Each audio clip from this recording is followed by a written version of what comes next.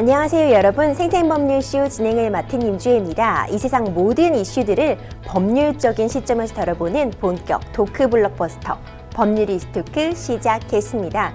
오늘 이종근 평론가님과 함께합니다. 평론가님 어서 오세요. 네, 안녕하십니까? 지금 이 방송은 유튜브를 통해서도 실시간으로 함께 방송되고 있으니까요. 많은 신청 부탁드리고 유튜브를 통한 소통의 창구도 활짝 열어두겠습니다. 방송 중 궁금하신 질문들 올려주시면 저희가 답도 해드리도록 할 테니까요. 많은 참여 부탁드립니다. 그럼 오늘 어떤 내용들 우리 이종근 평론가님과 함께 이야기 나눌지 저와 함께 미리 살펴보시죠. 미리 보는 법률 토크입니다. 여야 강대강 대치의 민생은 뒷전. 요란했던 국힘 혁신이 빈손 조기 종료 가닥. 안 되면 남 탓, 엑스포 유치 실패 후 폭풍까지 오늘 정말 다양한 분야의 내용들이 지금 준비가 되어 있습니다. 이종근 평론가님과 함께 나눠볼 이야기들 너무 기대가 되는데요. 빨리 시작해 볼게요. 여러분들은 지금 생생법률쇼 함께하고 계십니다.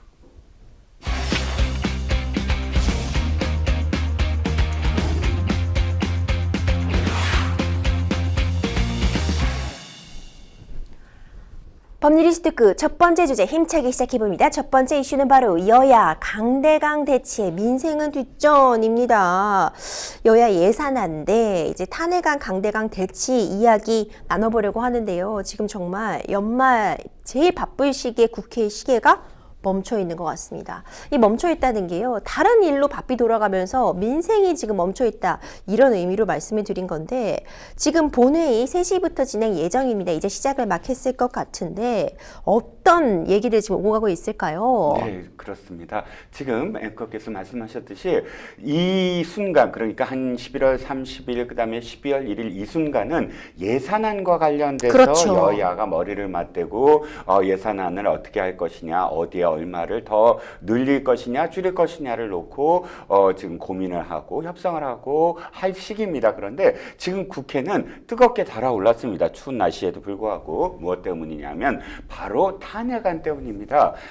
어제 민주당이 탄핵안을 재발의를 했습니다. 여기서 왜 재발의라고 말씀을 드리냐면 이미 한 달 전에 한 번 발의를 했는데 한 번 발의한 것은 재발의할 수 없다라는 그런 그 국민의힘의 주장과는 달리 국회 사무처에서는 아니다. 이건 발의가 된 게 아니므로 발의가 될 수 있다라고 해석을 내렸으므로 다시 지금 발의를 한 겁니다.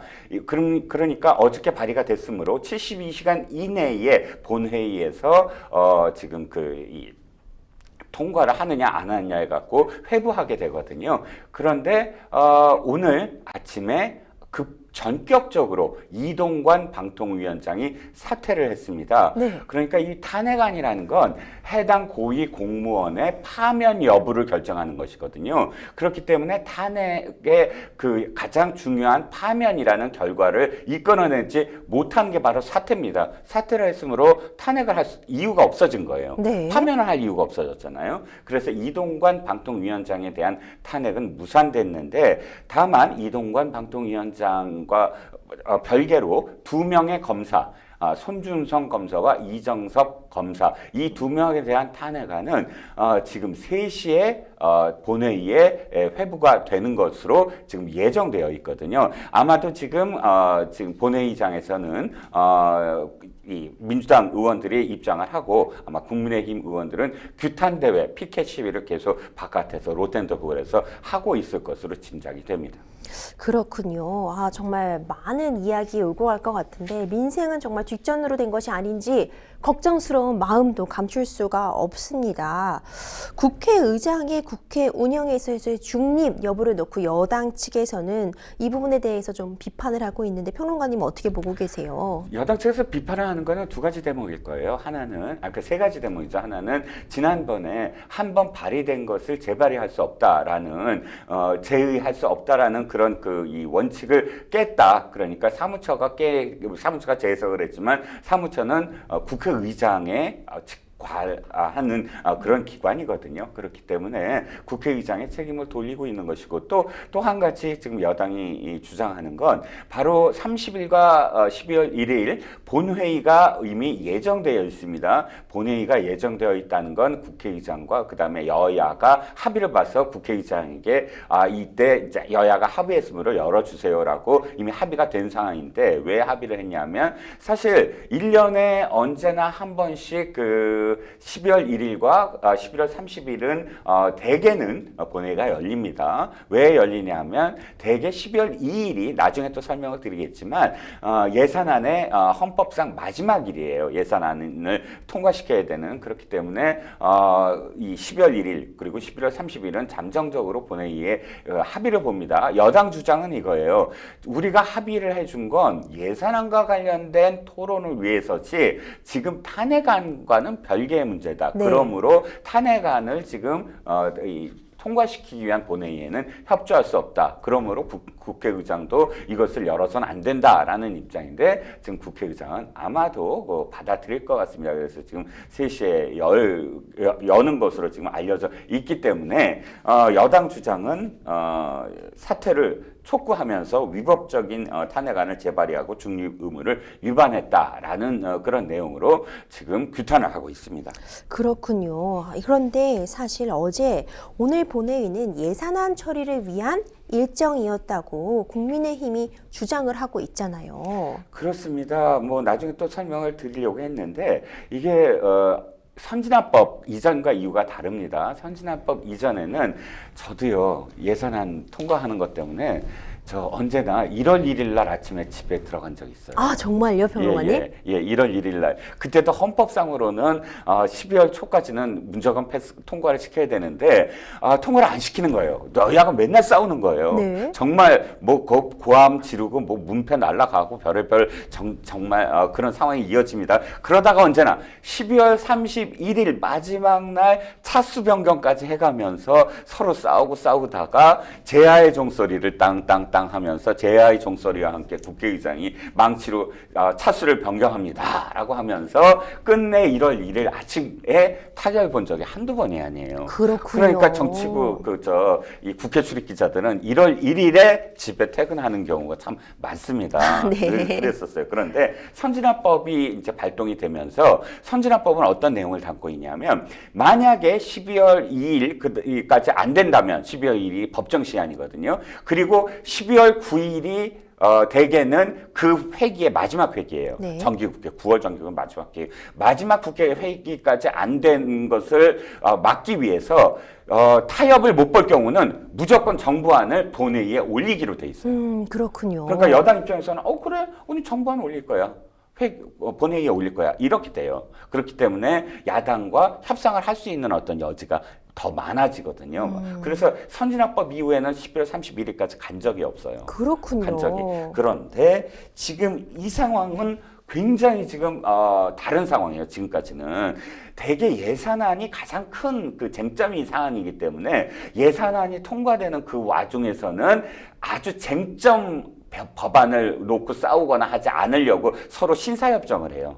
그런데 탄핵안은 가장 극한의 쟁점 법안이거든요.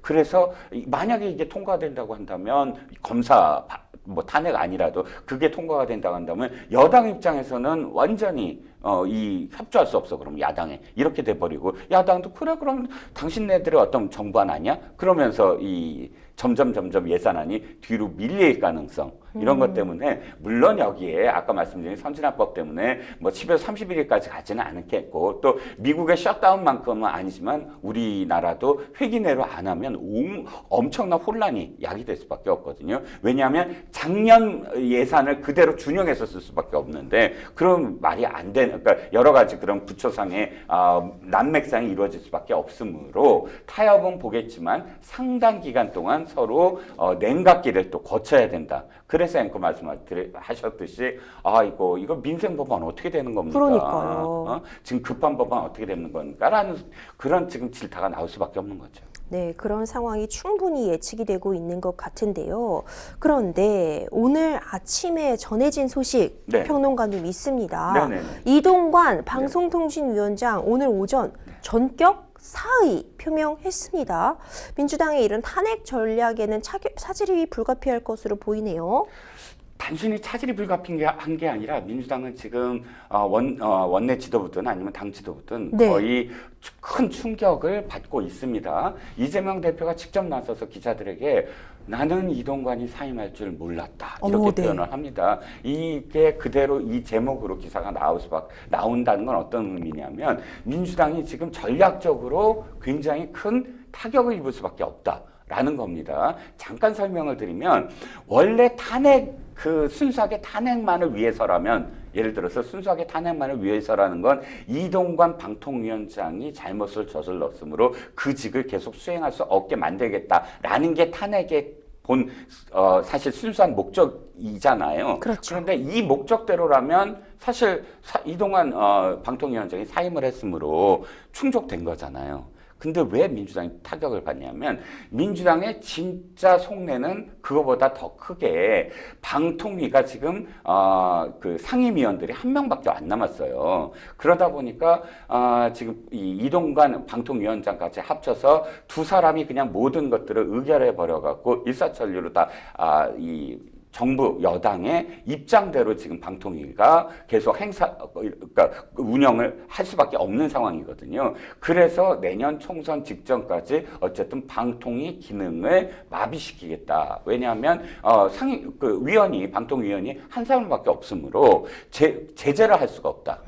그러니까 민주당식 표현에 의하면 이게 방송을 완전히 전횡한다. 네. 정부 여당의 입맛대로 예를 들어서 MBC 사장도 자기네들 마음대로 추천을 하고 YTN도 자기네들 마음대로 민영화시키고 연합뉴스도 그렇게 해버리고 그러면 실질적으로 정부 여당에 편드는 언론으로 다 만들려는 게 아니냐 이게 민주당의 주장이고 그러다 보면 이동관 방통위원장을 사임하는 게 목적보다 더 중요한 건 방통위가 지금 하려고 하는 그 전횡을 막겠다. 이게 지금 민주당의 속내였거든요. 네. 그런데 지금 방통위원장이 사임을 하게 됨으로써 어떤 상황이 벌어지냐면 방통위원이 한 사람밖에 안 남았는데 이 직전에는 만약에 이 탄핵 소추가 된다 그래서 직무가 정지된다 그러면 아예 방통위는 아무것도 할 수 없는 상황이 돼버려요. 왜냐하면 의결 접촉수가 2명인데 한 명이 직무 정지가 됐어요. 그럼 회의를 할 수가 없어요.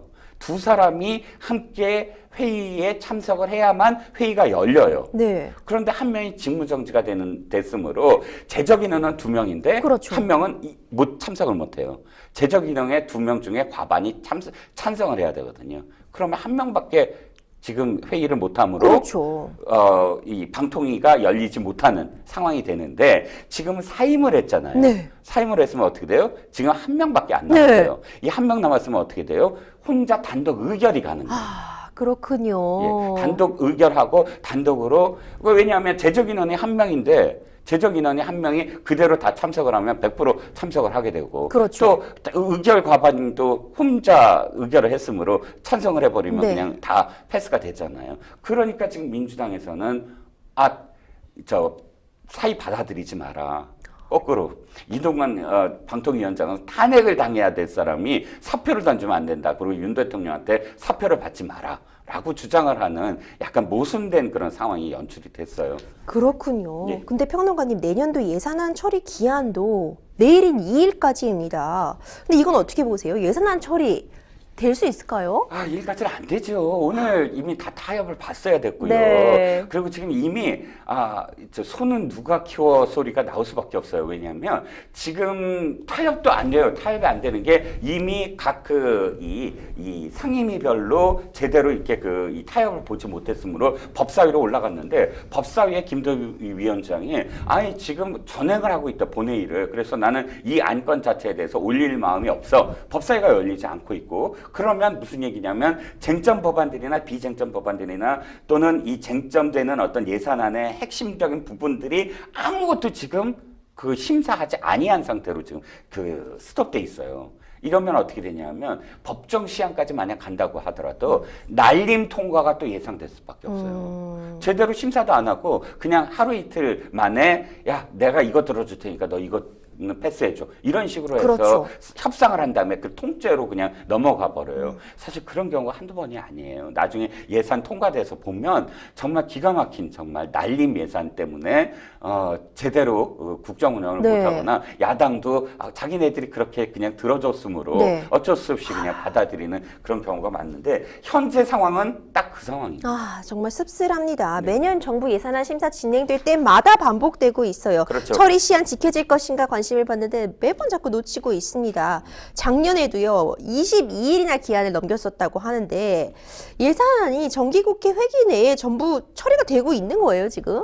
아니, 못하고 있죠. 그러니까, 지금 쭉 보면, 네. 선거법 이후에도 예산안의 12월 2일을 지킨 해는 2회밖에 없어요. 87년 이후에. 그러니까 얼마나 다 안 지킨다는 얘기입니까? 입법 활동이라는 게 뭡니까? 법을 만드는 권리를 갖고 있는 게 지금 국회잖아요. 근데 국회가 버젓이 불법을 저지르는 게 바로 이 예산안입니다. 왜냐하면 헌법상으로 12월 2일까지. 그러니까 이 회기 자체가 12월 30일 날 12월 31일 날이 회기가 끝나잖아요. 그 국가의 네. 재정에 회기가 끝나는 날로부터 30일 전에는 이 예산안을 통과시켜야 된다라고 헌법에 돼 있어요. 네. 그래서 12월 2일 얘기가 그래서 나오는 거거든요. 31일에 30일 전이면 12월 2일이거든요. 그쵸. 첫 번째가 다 그 12월 2일을 두 번 빼놓고 다 어겼으니까 그럼 다 불법을 저지른 거고요. 위헌적인 지금 행위를 하고 있는 것이고요.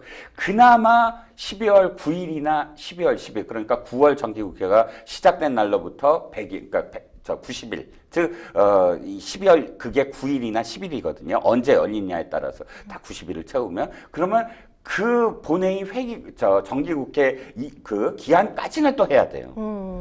지금 첫 번째 내일은 안 될 가능성이 높으니까 그렇다 치고 그 다음에는 진짜 시한은 9일이다. 이번엔 12월 9일이에요. 그러니까 12월 9일까지 가능하느냐? 근데 9일이 언제인지 아십니까? 다음 주 토요일이에요. 그렇군요.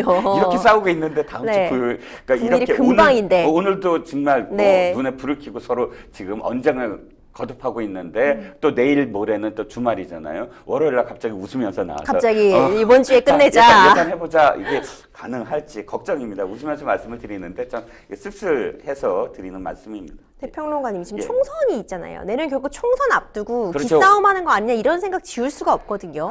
그러게요. 이게 총선 앞두고 마지막 그 국회는 두 가지가 다 겹쳐 있어요. 하나는 뭐냐면 예산안이 순조롭게 통과되는 경우가 많아요. 거꾸로. 왜? 저기 총선을 앞두고 자기 그 지역구 예산이 급해요. 지역구 예산이 왜 지역구 예산을 어떻게 확보했어를 총선 나갈 사람들은 전부 다 팜플렛에 올려야 되거든요. 그래서 내가 이만큼을 했어. 내가 이번에 이걸 따냈어. 이거를 하기 위해서는 야당 의원들도 그게 급해요. 네. 타협을 해. 좀 그렇군요. 빨리 해줘요. 이래서 사실 좀 순조로운 경우도 있었는데 이번은 좀 달라요. 왜냐하면 이렇게 예산안이 있는 회의에 탄핵이라는 그런 이슈를 던진 것도 없거니와 또 두 가지 그러니까 특검.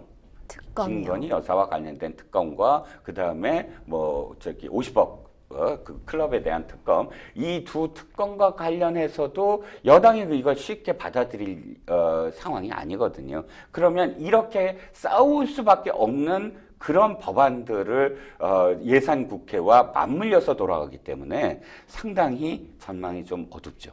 그렇군요.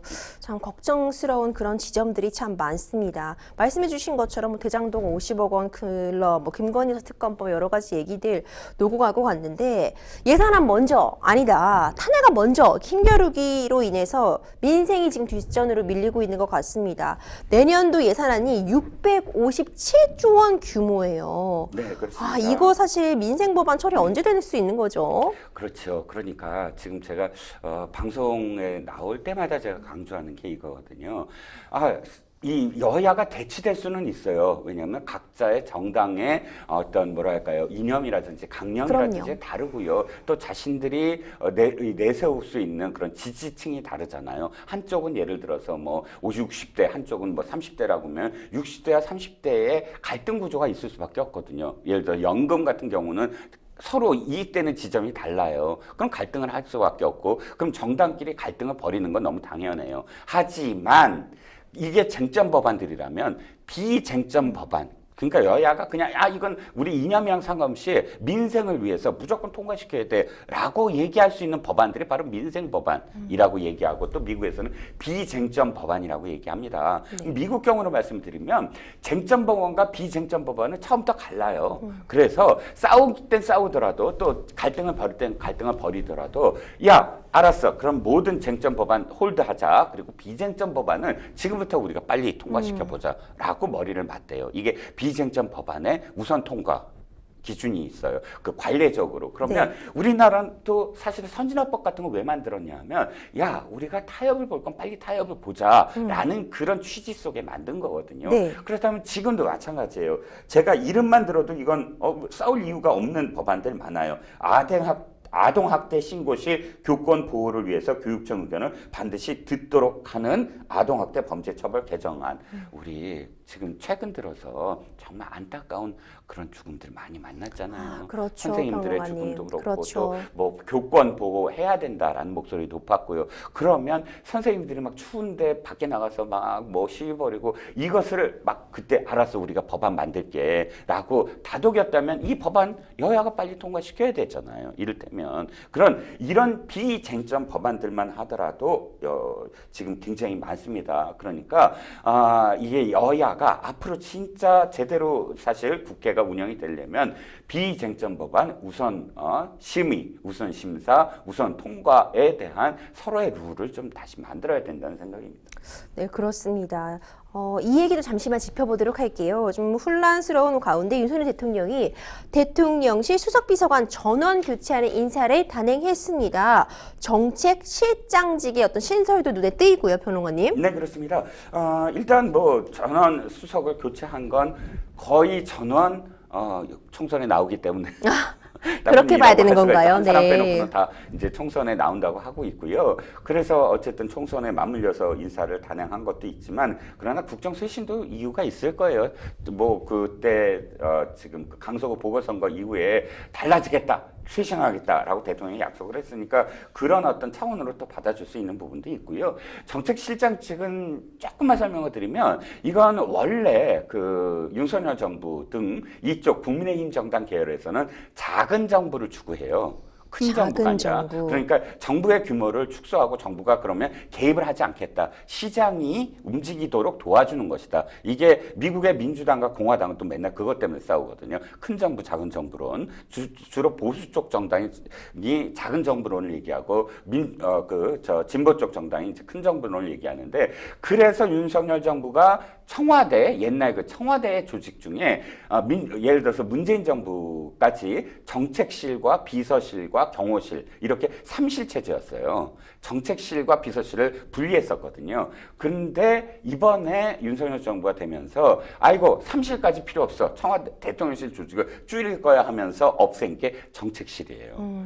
그 정책실에서 예를 들어서 경제 문제라든지 사회 문제라든지 이런 실제로 예산이 들어가거나 또는 예산을 집행해야 되는 부분이거나 이런 것들을 총괄하는 그런 지금 그 조직이 바로 그걸 관할하는 게 정책실인데, 그래서 김대기 비서실장을 지금 당시에 임명한 것도, 김대기 비서실장이 사실은 경제통이거든요. 경제관료통이고, 근데 비서실은 좀 정무적인 사람이 돼야 되는 거 아니야? 라는 목소리를 재우는 이야기가 뭐냐면, 아이고 우린 정책실 없앴습니다. 대신 정책실의 기능을 비서실로 갖고 오는데, 그렇기 때문에 비서실장을 경제통으로 좀 했습니다. 이게 그렇게 얘기가 됐는데, 이제 다시 정책실을 분리하겠다는 거예요. 그래서 정책실장을 이간섭 수석으로 지금 임명을 했습니다. 그렇습니다. 정말 다양한 내용들이 지금 전국에 지금 진행이 되고 있는데, 이로 인해 파장은 또 계속되고 있을 것 같습니다. 날씨만 추운 게 아니라 정말 여의도에서도 한파가 불어닥치고 있다, 이런 생각이 드는데요. 여야의 강대강 이 대치 싸움, 내년 예산, 민생, 경제가 실종됐다는 비판 겸허하게 좀 수용해야 될 때가 아닌가 싶은데요. 평행선을 달리고 있는 이 이견을 좀 좁히고 예산과 민생에서 집중을 할 수 있을 방안, 평론가님 도대체 없는 걸까요? 없어 보입니다. 지금은 뭐 제가 좀 희망적인 말씀을 드려야 될 텐데 양쪽 다 총선을 앞두고 있기 때문에 자기 지지층만 결집시킨다. 거의 이 분위기로 가고 있어요. 그래서 실제로 이제 중도층, 무당층, 뭐 부동층이라고 표현되는 그런 사람들, 그런 유권자들 입장에서는 도대체 정말 내 마음 둘 곳이 없는 정당이 생겨날 수밖에 그런 상황이고, 그런데 어쨌든 타협을 볼 겁니다. 뭐 우리나라가 예산안을 통과시키지 않은 적은 없으니까. 다만 지금부터 연말까지 상당한 거의 뭐 동물국회는 아니지만 육박전 그리고 공방전들로만 채워질 것 같아서 좀 걱정되는 지점입니다.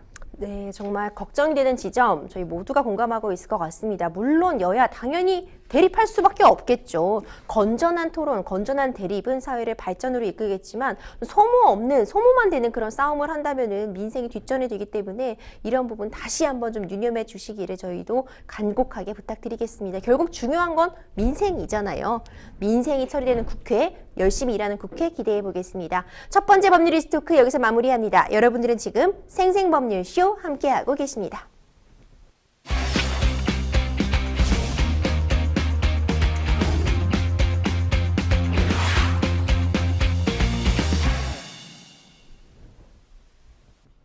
법률리스트 토크 두 번째 주제 바로 이어갑니다. 두 번째 주제는 요란했던 국힘 혁신위 빈손 조기 종료 가닥입니다. 국민의힘 혁신위원회가 출범 약 한 달여 만에 사실상 활동 조기 종료 수순으로 가는 분위기가 풍기고 있습니다. 당 지도부 친윤계 중진 의원들을 향한 인요한 혁신위원장의 거듭된 이제 희생 요구에도 사실상 당사자들이 좀 요지부동인 부분도 있었고요. 인 위원장을 비롯한 혁신위원 내부 문제들도 연달아 불거지고 있는 상황입니다. 바로 어제였죠. 인요한 혁신위원장이 자신에게 공천관리위원장 자리 달라며 마지막 승부수를 던졌는데 김기현 대표 바로 즉각 거부한 거죠. 네, 인요한 위원장이 사흘 동안 좀 잠적을 했었습니다. 잠수였어요. 네. 원래 어떤 일정들이 있었는데 그 일정마저도 그 취소를 하거나 다른 사람한테 맡기고 사흘 동안 언론을 만나지 않았어요. 그 잠수하기 직전에 한 말이 김기현 대표가 안 받아들일 수 없는 그런 안을 내놓겠다. 이렇게 예고를 했었거든요. 그래서 이제 인요한 위원장이 기자회견할 때 기자들이 그 플러스 알파의 안이 뭘까라고 뭐 이렇게 그 눈을 이제 동그랗게 뜨고 쳐다보고 있었는데 공관위원장 자리를 달라 이렇게 얘기한 거예요. 기자들이 두 번째 놀랐습니다. 공관위원장 자리라는 그건 자기가 그걸 갖겠다라는 의미로 받아들일 수밖에 없죠. 원한다라는 의미로. 그리고 또 12월 4일까지 시한을 준다 이렇게 얘기했어요. 그런데 이제 김기현 대표가 12월 4일까지 기다리지도 않고 바로 그 즉시 거절을 했기 때문에 세 번째 놀랐습니다. 아, 예. 그렇군요. 예. 인요한 위원장, 공관위원장 맡겠다는 거는 공천을 자기가 직접 어떻게 좀 개혁을 해보겠다 이런 의미로 평가될 수 있을 텐데 평론가님, 이 인요한장의 이 제안 어떻게 보셨어요? 저는 놀랐어요. 놀라셨어요. 놀라셨다. 왜냐하면 이제 자가 추천은 처음이고. 본인이 직접 내가 공관위원장 하겠다 이렇게. 내가 하겠다, 나를 추천한다 하는 것도 처음이고 왜 누구든 다 마지못해 하는 자리처럼 하거든요. 네. 왜냐하면 그게 첫 번째 굉장히 좋은 자리이긴 해요. 왜냐하면 공천을 자기 마음대로는 아니지만 어쨌든 시스템이지만 자기의 뜻대로 할 수 있는 자리예요. 두 번째, 그런데 굉장히 나쁜 자리일 수도 있어요. 왜? 잘리는 사람들은 누굴 비판하겠어요? 공관위원장을 비판을 해요. 그러니까 자기 손에 피를 묻히는 자리예요. 나중에 정말 대대손손 욕을 먹을 수 있는 자리예요. 그러다 보니까 굉장히 엄중할 수밖에 없죠. 자, 다시 인요한 위원장 얘기로 돌아서면 공관위원장은 이 당의 진짜 중요한 자리예요. 왜냐하면 다시 10년 전부터 내가 8년 전으로 되돌아가 볼게요. 8년 전에 무슨 일이 있었어요? 이한구 공관위원장 시절이에요. 그때 옥새 들고 나르샤라는 그런 그 상황이 벌어졌습니다. 김무성 대표가 옥새를 들고 부산으로 내려가 버리는 그 모든 과정이 사실은 이한구 공관위원장이 원칙 공익과 공정과 투명한 그런 시스템에 의한 공천 관리가 아니었다라는 겁니다. 네. 막 진박 논쟁 나오고 뭐 해서 그렇죠. 시끄러웠잖아요. 그래서 그때 20대 총선에서도 한 표 차이로 한 그 지역구 차이로 져요. 네. 123대 122로. 나중에 뭐 저기까지 합치면 그 비례대표까지 합치면 또는 국민의당까지 이렇게 사실 비교하면 160대 122로 사실 패배한 그런 결과고요. 그로부터 4년 후, 그러니까 지금으로부터 4년 전 어땠습니까? 당시에 자유한국당 시절인데 바로 김형오 공관위원장 시절인데 어마어마하게 그때 또 말이 안 되는 그 공천을 했어요. 예를 들어서 청년들한테 준다고 하고 청년 그런 그 후보들을 진짜 거기서 몇 개월은 그 지역구에서 또 해야 되잖아요. 막 최소한. 근데 단 한 달 전에 내리꽂아요. 한 달 전이요. 그 청년들은 거기에 사실 이 자기의 서울이라고 예를 들어서 서울인데 그 연고도 없는 곳에 갑자기 가갖고 사람들은 인지도도 낮은데 청년이니까 인지도도 낮은데 정말 한 20여일을 피 터지게 정말 뭐랄까 그 선거전을 치르는데 패배할 수밖에 없는 상황인데도 불구하고 뛰어야 되는 그런 상황들을 직면해냈고요. 또 중진들은 지금 뭐 중진 용태 뭐 험지 출마 얘기 많이 나오잖아요. 그때 중진들을 갑자기 하루아침에 전혀 자기 연고도 없는 곳에 또 내리꽂아요. 그것도 어느 정도는 이해할 수 있는 곳에 해야 되잖아요. 그러니까 중진들도 다 떨어져요. 그러니까 결과적으로 어떻게 됐어요? 지금 110석도 안 되잖아요. 그렇죠. 예. 그러니까 공관위원장이 어떻게 하느냐에 따라서 선거에 정말 이 상황이 달라집니다. 그럼 공관위원장은 어느 정도는 정무적인 어떤 판단도 할 수 있고 정치에 전혀 문외한이 할 수 있는 곳은 아니다. 것 같아요. 그런데 물론 이니원 위원장의 능력이라든지 또는 뭐 대중 친화력이라든지 이슈 메이킹이라든지 이분은 뭐 정치를 안 한 분이 어떻게 이렇게 할 수 있어 라는 측면이 지금까지 있었어요. 하지만 그러나 공관위원장을 자기가 스스로 해서 하겠다라고 나서버리면 이슈 하나가 그냥 묻어붙어 버려요. 공관위원장도 이슈거든요. 빵 하고 누가 된다 누가 됐다 하고 사람들 저 사람이 됐어? 기대해 볼 만하네. 이렇게 스토리를 만들어 나가야 될 거를 미리 자기가 혁신위원장이 마치 욕심으로 부르는 것처럼 공관위원장이 얘기를 함으로써 사실은 공관위원장의 카드 하나가 별게 아니네 라는 식으로 그냥 묻어버릴 수 있는 상황이 돼버릴 것을 사실 우려해서 또 김기현 대표가 이렇게 이런 지하에 그냥 거절해버린 것이 아닌가. 라고 생각했었어요. 그렇군요. 근데 이런 가운데 혁신위는요. 전체 회의에서 국민의힘 당 지도부와 중진, 친윤계 의원들이 내년 총선에서 불출마 또는 험지에 출마해야 한다는 요구를 담은 안건 공식 의결했습니다. 네, 그렇죠. 지금까지는 권고 뭐 이런 수준이었다가 이번엔 공식 안건으로 의결을 했다는 건 이 안건이 최고위에 이제 회부가 되고 최고위에서 대답을 해야 돼요. 이 안건과 관련해서 받아들일 건지 안 받아들일 건지. 그러면 혁신위가 할 수 있는 가장 최고 수준의 마지막 그 결단이 뭐 압박 뭐 이렇게 표현할 수가 있고요. 이게 아까 이니원 위원장의 그 공관위원장 자가 추천이 왜 사실 타이밍도 안 좋았고 또 안 좋은 결과라고 얘기하냐면 이 부분이 지금 희석이 돼 버렸어요. 희석이 돼버렸다. 지금 이 중진 용태 그다음에 험지 출마 이 부분이 가장 중요한 부분이었거든요. 그렇죠. 그래서 아니 언론들이나 혹은 뭐 다 우호적이었어요. 국민들이 봐라 혁신위가 이렇게 열심히 일하고 근데 왜 대답을 안 해? 지금 그 한 군데 특히나 텃밭에서 오랫동안 한 사람들이나 혹은 대통령과 가깝다고 스스로 얘기하고 다니는 사람들이나 이런 사람들은 자 혁신위 안을 들어야 돼라고 응원을 해주려고 하는데 언론이 몽땅 인용한 공관위원장 추천 그것만 이제 관심이 이걸로 전부 다 되니까 지금 이 안건 자체가 묻혀지는 결과를 나타나는 겁니다. 그렇죠. 사실 강서구청장 보궐선거 패배로 혼란에 쌓인 이 국민의힘 쇄신하고 그리고 이번 이 인용한 혁신위원장의 기용에 대해서 신선한 인사다라는 평가와 함께 뭔가 새바람이 불 수 있을 것 같다는 기대도 참 많았는데 다만 일부 또 혁신위원들 사이에 갈등과 사태 해프닝 등으로 좀 점점 그 빛을 좀 발한 경향도 있었어요, 변호사님. 그렇습니다. 일단 혁신위원들 내부에서 좀 잡음이 좀 있었어요. 저는 김경진 그 대변인 혁신위 의 대변인이 말실수한 것부터가 시작이 됐던 것 같아요. 네. 시사저널이라는 그런 매체에 인터뷰를 했는데 혁신위에 몸담고 있는 혁신위원이 우리 혁신위는 그냥 시간 끌기용이야. 공관위가 나타나기까지 이렇게 얘기를 그냥 공개적으로 해버리니까 실제로 외부 인사들 있지 않습니까? 안에 뭐 김성중 현역 의원이라든지 또 김경진 뭐 전 의원이라든지 오신환 전 의원이라든지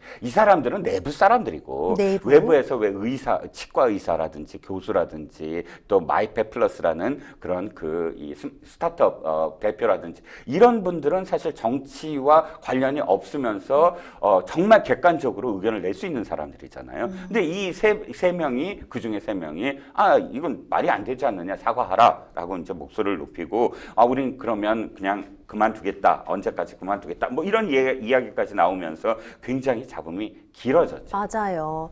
국민의힘 당 내에서도 이 혁신위 행보에 대해서 좀 의견 엇갈린 것 같은데요, 평론가님? 네, 일단 우리 강서구 보궐선거 패배 이후에 추락하는 그런 그 지지율을 멈추게 해줬다. 그건 굉장히 높이 평가한다.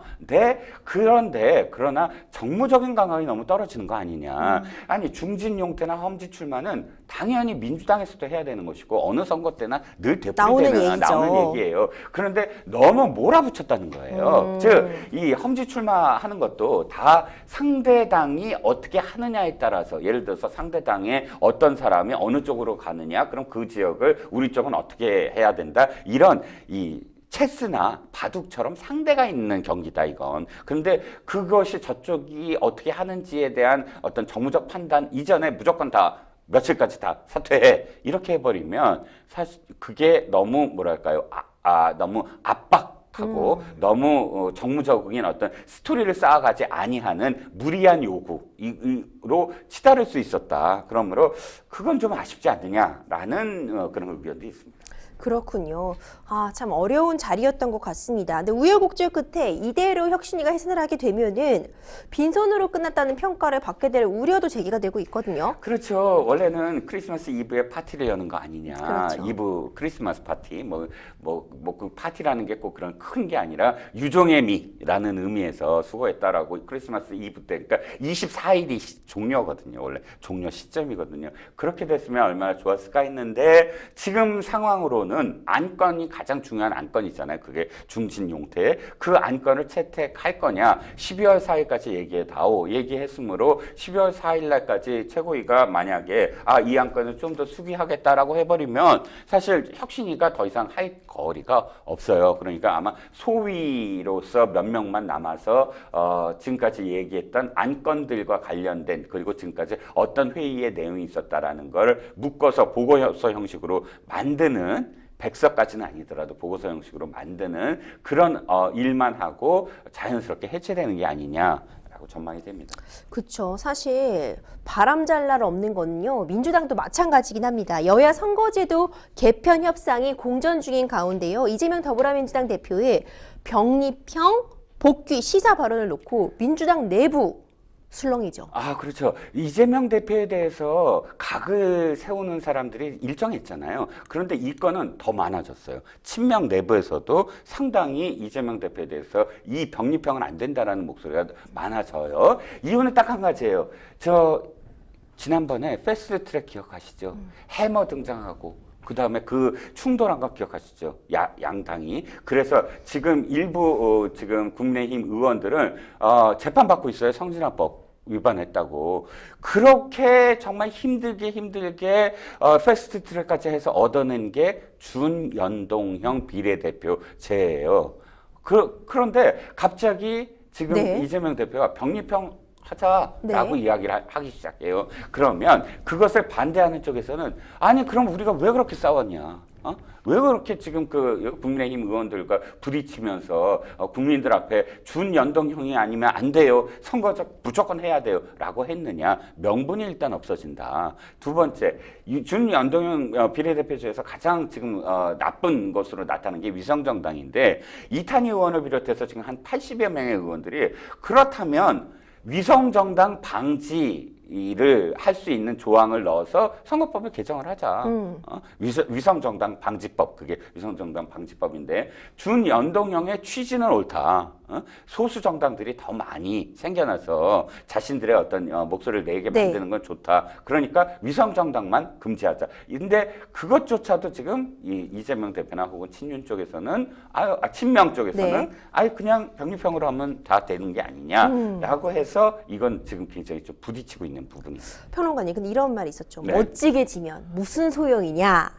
이런 발언이 이 노무현 전 대통령의 발언이 또 재조명되고 있는데 이건 어떤 맥락에서인가요? 네, 이재명 대표가 주장한 게 그거예요. 아니, 지금 우리는 이겨야만 한다. 총선 때 최소한 과반을 넘겨야 되고 또 지금의 의석 180석에 육박하는 그런 개헌에 육박하는 의석을 얻어야만 지금 윤석열 정부와 대항을 할 수 있는데 만약에 우리가 지금 준연동형을 계속을 해서 이 과반을 만약에 국민의힘에 뺏기게 되면 지면 무슨 소용이 있느냐. 지면 무슨 소용이냐. 그러니까 그러니까 멋지게 지면 무슨 소용이냐. 이런데 이 얘기와 바로 이낙연 대표라든지 혹은 유인태 전 사무총장이라든지 특히나 유인태 전 사무총장이 한 얘기죠.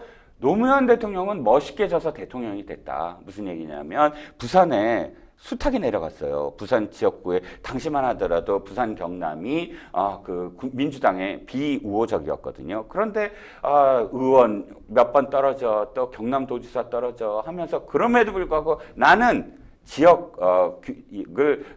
이기주의를 타파할 거야. 내 몸을 분살해서 하면서 계속 지더라도 그것을 계속 고집했기 때문에 바보 노무현이라는 얘기가 나오고 또 실제로 지역 균형 발전과 관련된 결과를 낼 수 있지 않았느냐. 원칙이 있는 패배도 중요하다라는 게 이제 유인태 사무총장의 주장이었습니다. 그렇군요. 이 병립형 복귀 가능성에 대해서요. 비명계는 물론 이낙연 전 대표까지 좀 비판에 나서면서 계파 갈등으로 번지고 있는 양상으로 보이는데 이낙연 전 대표, 이재명 대표를 향해 연일 쓴소리 던지고 있습니다. 네, 이낙연 대표가 좀 달라졌어요. 네. 두 가지로 달라졌는데 하나는 이낙연 전 대표가 사실 타이밍을 못 잡는다 이런 얘기가 많이 돌았거든요. 그러니까 정확하게 무엇을 이야기하고 싶은지를 딱 그 시기에 나서서 해야 되는데 좀 뒷북인 경우도 많았고 또 타이밍 좋게 계속 몰아붙여야 되는데 그것도 아니고 근데 지금은 두 가지 다 달라졌어요. 네. 매일 하고 있고 네. 그리고 굉장히 수위가 높아지고 있다. 무엇인가 결심을 한 게 아니냐. 그런 지금 추측이 나오고 있습니다. 이런 가운데 이재명 더불어민주당 대표의 최측근이라고 할 수 있죠. 김용전 민주연구원 부원장이 불법 정치자금 받은 혐의로 1심에서 징역 5년의 실형 선고받고 재수감됐습니다. 네, 이게 굉장히 이제 파장이 클 가능성이 높아요. 왜냐하면 대장동과 관련된 부분들이거든요. 물론 이게 정치자금법이긴 하지만 돈을 준 사람들이 대장동에 특혜를 받은 사람들이에요. 남욱 변호사를 비롯해서. 그래서 두 번째는 왜 이게 크냐면 정치자금과 관련된 법이기 때문에 바로 이재명 지사가 이번에 민주당 대통령 경선에 나갈 거야라고 움직이던 시기였어요. 실제로 돈을 달라고 한 명목도 호남 쪽에 경선 준비를 해야 되기 때문에 20억을 달라. 거기서부터 이제 출발한 얘기거든요. 그러면 이재명 대표를 그러니까 이재명 후보를 당선시키기 위한 정치 자금으로 지금 받았다. 이게 두 번째고 세 번째는 이 모든 것들이 유동규 본부장의 증언이 지금 받아들여진 거예요. 유동규 본부장의 증언이 일관성 있다라고 재판부가 판단을 했거든요. 이게 왜 중요하냐면 다른 이재명 관련된 재판들이 전부 다 유동규 본부장의 증언을 지금 사실은 응에 의존하고 있어요. 그런데 유동규 전 본부장의 증언을 지금 채택했으므로 증거 일관성이 있다라고 채택했으므로 다른 그런 재판까지도 영향을 줄 가능성이 있다는 겁니다. 네, 그렇습니다. 이번 판결 이제 이재명 대표에 대한 어떤 재판들도 줄줄이 이어질 예정이기 때문에 어떤 영향 끼칠 수 있을지 좀 촉각을 곤두세우고 있는 상황입니다. 두 번째 법률 이슈 토크 여기까지 만나보겠습니다. 여러분들은 지금 생생법률쇼 함께하고 계십니다.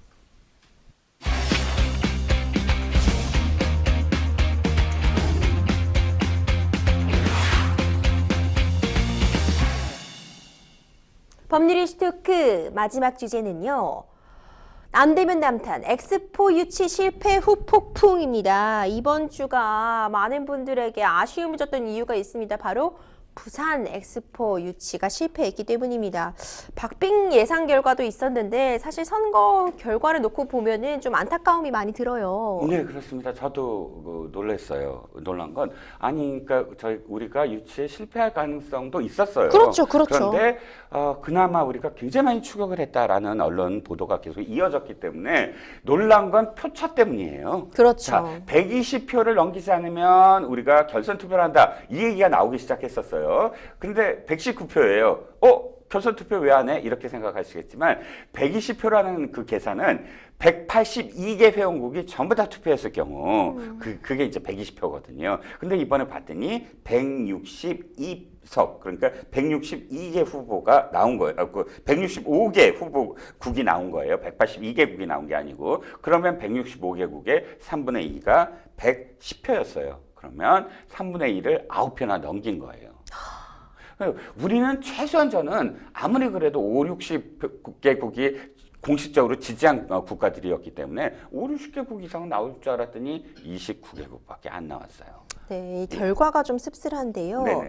그런데 이 위치위원회 자문 역할을 한 김희태 부산대 교수가 약간 사우디에 대해서 천문학적인 개발 차관 뭐 이런 부분에 대해서 지적을 하면서 이 분석에 대해서 좀 아쉬움을 표하는 국민들이 좀 많았죠. 어떻게 보셨어요? 자, 두 가지예요. 이렇게 아쉬워하는 건 우리 예를 들어서 참여하지 아니한 국민들은 이렇게 표현할 수 있어요. 사우디는 말이야 돈만 있었어. 그런데 이걸 실질적으로 참여한 유치위 자문 역할을 한 사람이 이렇게 얘기하면 저는 안 된다고 봅니다. 페어플레이잖아요. 이 금권 이야기는 어느 정도는 저는 좀 잘못된 표현이 이 전체적으로 포괄적인 룰이에요. 이 유치하는 어떤 방법은 뭘 쓰지 마라라는 이런 것 없어요. 하면 수단과 방법을 사실 가리지 않고 다 뛰어들어요. 우리도 기업들이 뛰어든 이유가 사실은 여러 가지 기업들이 약속하는 것도 있어요. 그런 부분들에 대해서도 뭐 저쪽이 얘기를 한다면 할 말이 없는 거예요. 그렇기 때문에 졌으면 윤 대통령이 사과하는 말미에 리야드 축하한다, 사우디 빈살만 축하한다 하듯이 축하를 던지는 것이 그렇죠. 유치위에 소속돼 있는 사람들의 사실 해야 될 말이라고 생각을 해요. 이 윤석열 대통령은 이 엑스포 유치 불발과 관련해서 대국민 담화 열었습니다. 그리고 전적으로 제 잘못이다라면서 사과를 발표하기도 했죠. 네, 그렇습니다. 그것도 직발적으로 그 사과에 나섰고 또 사과라는 표현을 직접적으로 썼고요. 이건 국민들의 어떤 또 실망 그리고 특히나 부산, 경남의 시민들이 지금 겪을 어떤 뭐 허탈감 그렇죠. 이런 것들을 위무하는데 대통령이 꼭 전 나섰어야 됐다라고 생각을 하고요. 물론 대통령과 유치위와 관련된 민간 유치위 기업들 굉장히 고생을 많이 한 건 사실입니다. 지구를 465바퀴를 돌 정도의 거리를 뛰어다녔고 또 한 1년여 남짓 정말 혼신을 다한 것 알겠어요. 하지만 그럼에도 불구하고 실패에 대한 책임을 인정하는 것 그리고 사과하는 것 꼭 필요했다고 봅니다. 네, 맞습니다. 좀 안타까움을 금할 수 없는데, 근데 이 불발을 놓고서요, 여야가 또 약간 서로 탓하는 그런 모습을 보여주면서 이 부분도 좀 아쉬움으로 지적이 되고 있어요. 어떻게 보고 계세요? 일단 뭐 여야가 야당은 공격할 수 있겠지만 그럼에도 불구하고 야당이 과도하게 공격은 삼가야 된다. 왜냐하면 두 가지 측면이에요. 하나는 부산, 경남 시민과 주민들의 마음을 위로해줘야 된다고 생각을 하거든요. 그리고 전체 국민들의 열망도 어쨌든 함께 보듬어야 되고요. 이번에 패배한 직후에 부산 시장, 박형준 시장이 2035년 재도전의 의사를 비췄어요. 우리 평창올림픽 기억하시죠? 그럼요. 평창올림픽이 몇 번 만에 됐게요? 몇 번 만에 됐죠? 참수했습니다. 3세판이었군요. 예, 2번 실패를 했는데 세 번째 됐어요. 그때도 두 번 다 어떻게 얘기했냐면 우리가 유리하다고 언론 보도 나왔었어요. 그런데 그 두 번 다 실망을 했지 않았습니까? 우리는 저력 있는 국민입니다. 그러니까 물론 이번에 2030년에 안 됐어도 2035년 한번 해볼 만하다고 생각을 하고요. 또 상대가 중국이에요. 중국이 이번에 상하이에 엑스포를 유치하려고 하는데 제대로 한번 또 경쟁을 해볼 수 있다고 저는 생각을 하거든요. 네. 그렇기 때문에 과도하게 이번 건을 확대해서 이 상처를 부풀리는 건 사실 2035년 재도전 의지에 네. 또 도움이 되지 않는다는 생각도 듭니다. 이 프레젠테이션 영상에 대한 호평도 좀 있었습니다. 이제 호평이었는데 이제 너무 시대착오적이다. 언제적 강남스타일이다 이런 얘기도 나왔는데 우리가 받아들일 비판은 좀 겸허하게 받아들일 필요가 있을 것 같아요. 부산에 대한 매력을 좀 더 끌어올릴 수 있는 방법들 지금부터 또 이제 도전할 거잖아요. 그렇습니다. 앞으로가 중요하겠죠? 그렇습니다. 백서 만들어야 됩니다. 뭘 잘못했는지 분명히 따져야 되고요. 저는 과도한 비판은 나쁘지만 그러나 과도하게라도 사실은 뭘 잘못했는지를 다 점검을 해야 된다라는 생각입니다. 네, 사실 굉장히 많은 분들이 실망했지만 아직 실망하기엔 이릅니다. 앞으로 더 많은 기회가 남아있기 때문에 우리의 아름다운 나라, 이 아름다운 도시들 적극적으로 홍보하고 알릴 수 있고 또 경제적으로도 많은 파급 효과를 가져올 수 있는 이런 행사들 앞으로도 적극 유치할 수 있는 대한민국이 되었으면 좋겠습니다. 생생법률쇼 오늘 저희가 준비한 내용은 여기까지입니다. 함께해 주신 이종근 평론가님 고생 많으셨습니다. 감사합니다. 오늘 준비한 내용은 여기까지입니다. 시청해주신 여러분 고맙습니다.